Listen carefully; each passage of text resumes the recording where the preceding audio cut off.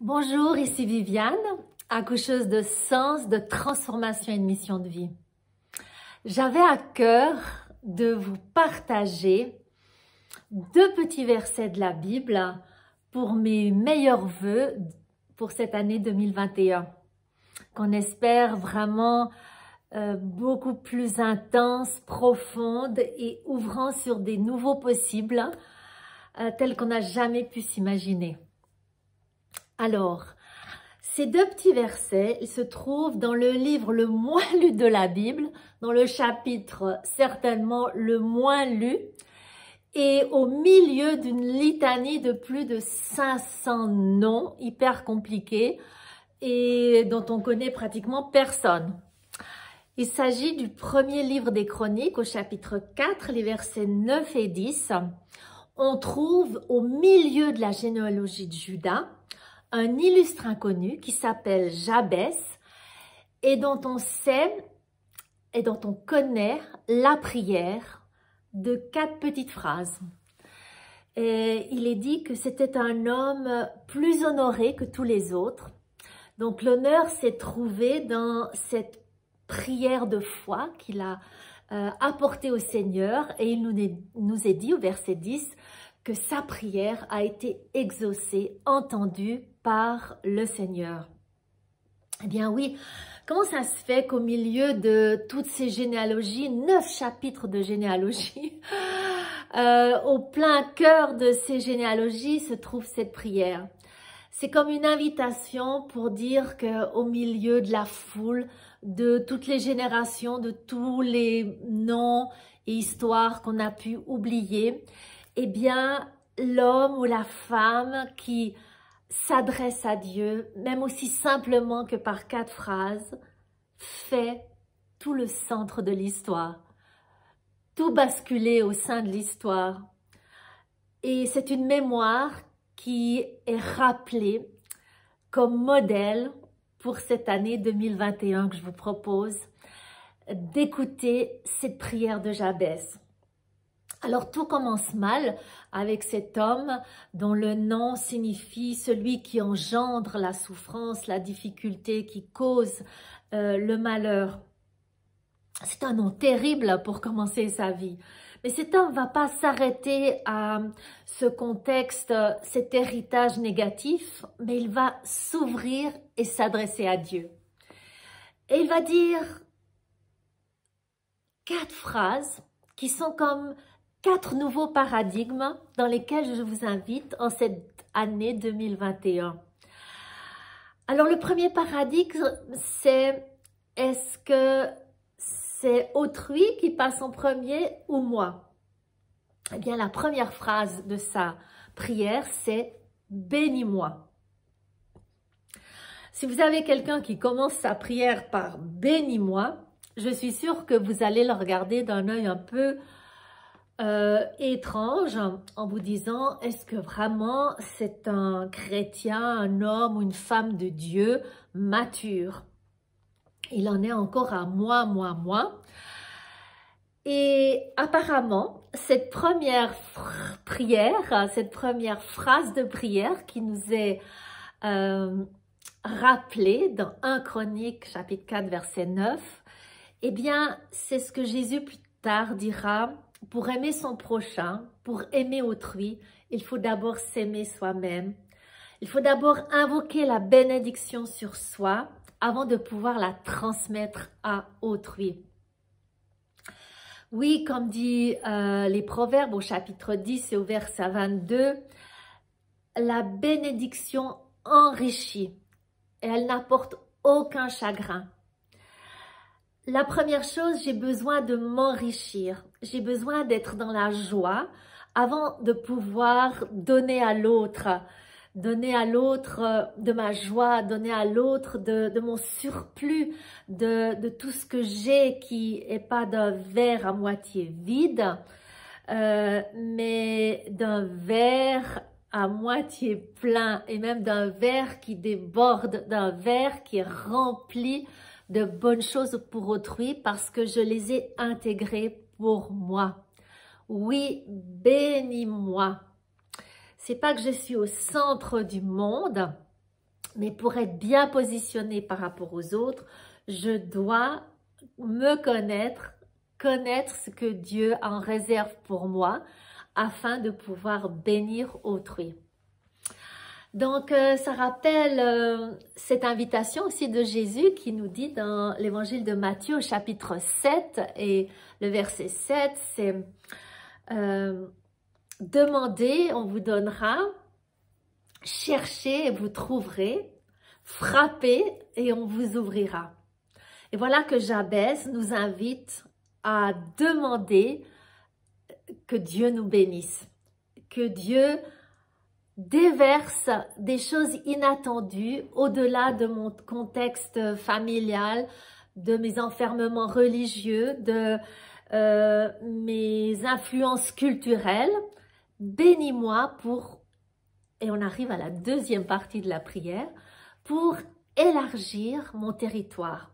En fait, la deuxième phrase de la prière, c'est « S'il te plaît, élargis mon territoire, élargis mon influence, élargis l'espace où je vis, l'espace où je travaille, élargis mes responsabilités. » Alors, c'est tout un changement de paradigme. En général, on dit plutôt, mais il faut apprendre à se contenter. Je me rappelle quand j'étais petite, souvent, mes parents me disaient, mais contente-toi de ce que tu as. Eh bien là, la prière de Jabès nous invite à aspirer à plus, à désirer plus. Plus dans le business, plus dans les relations, plus dans l'amour, plus dans les opportunités pour interpeller les gens à l'amour de Dieu, à une vie conduite par l'Esprit. Élargis mon territoire.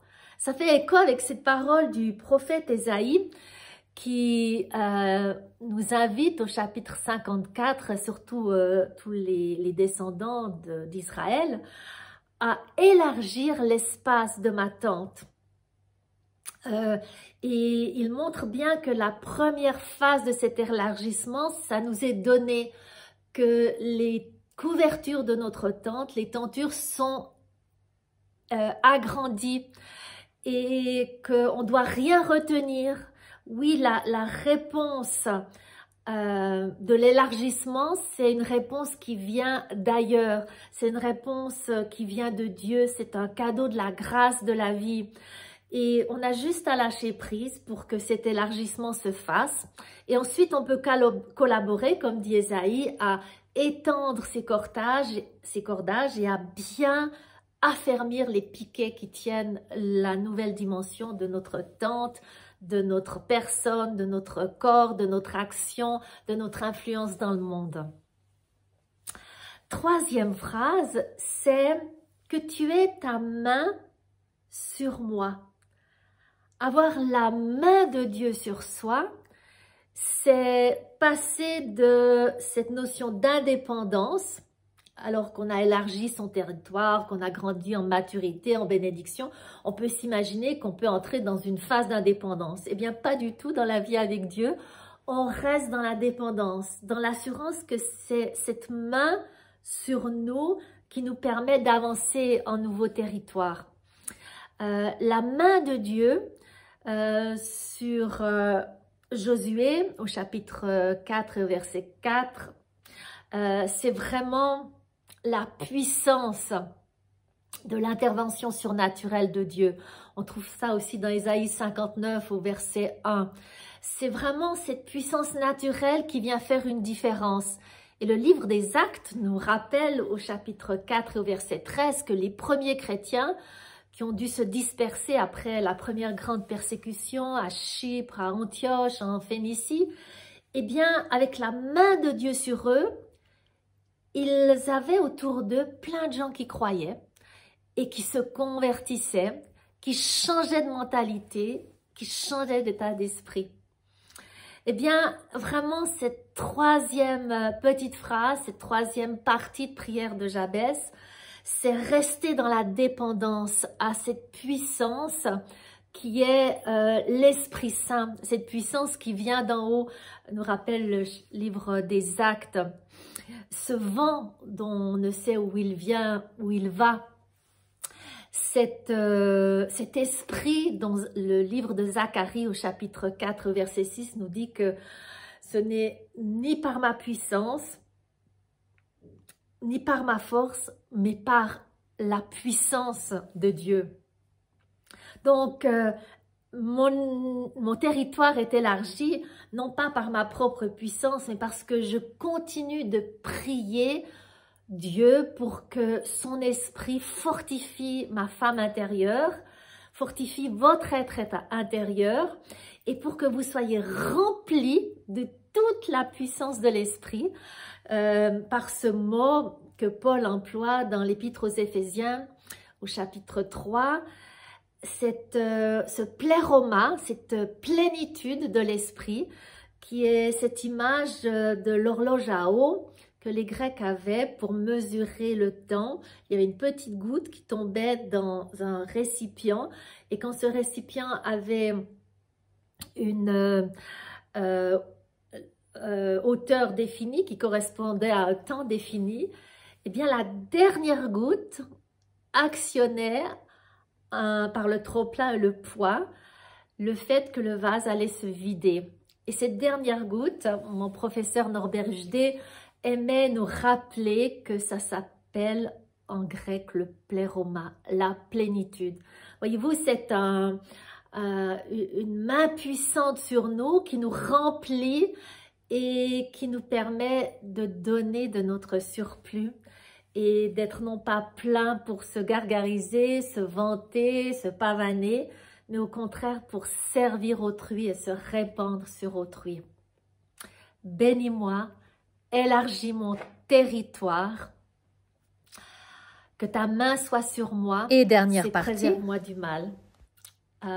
Pour moi, le paradigme que cela représente, c'est face au mal, non pas attaquer, non pas partir en guerre, non pas chasser les démons, mais se tenir dans cette position de victoire que le Christ a acquis à la croix, où il a démoli toute autorité, toute principalité, tout démon, tout esprit qui rôde dans les ténèbres et qui a dominé tout pour nous donner la victoire. Paul nous dit dans l'Épître aux Corinthiens que nous sommes comme derrière lui dans son cortège de victoire à répandre la bonne odeur du salut. Et c'est à partir de cette position dans la victoire que je peux choisir de ne pas entrer dans l'arène et de me battre avec les lions. Je peux choisir de rester positionnée dans la confiance, en dehors de l'arène, et peut-être même de me retrancher un peu en arrière face au mal. Parce que j'ai confiance que c'est Dieu qui mène le combat, que c'est Dieu, comme il dit, qui a la vengeance et la rétribution. Donc je peux lâcher prise et je peux pardonner. Alors en conclusion, il est juste dit que Dieu exauça Jabez et que par là, il est entré dans une série des grands de l'histoire qui ont l'honneur de ce salut qui les a traversés et qui a fait d'un inconnu un illustre nom au cœur de plus de 500 noms de l'histoire, dont David, Moïse, Josué, etc., Adam. Alors je vous propose pendant les 30 prochains jours de dire cette prière de Jabez. 1 Chroniques 4, versets 9 et 10, vous pouvez relire. De noter chaque jour les bénédictions que vous allez recevoir en proclamant cette prière, de voir les nouvelles opportunités qui vont vous être offertes parce que vous priez d'élargir votre territoire, de voir comment des interventions surnaturelles, la main puissante de Dieu va être non seulement sur vous, vous toucher, mais aussi vous traverser comme ces fameux fleuves d'eau vive qui traversent notre sein et qui ont un impact fertilisant sur les autres. Et d'observer comment vous allez être préservé du mal, protégé du mal et rester dans une position confiante, sans entrer dans l'attaque ou la réaction à vivre face au mal. Alors vraiment priez la prière de Jabez, soyez bénis, que votre influence augmente, que vous soyez préservés du mal et plus que tout, que l'Esprit Saint vous habite, vous traverse et vous touche de la tête aux pieds. C'est ma prière et vraiment toute bonne nouvelle année avec le Seigneur et restons confiants malgré les difficultés. Sa main est sur nous et il nous préserve du mal et il nous bénit et il continue d'élargir nos territoires. Amen.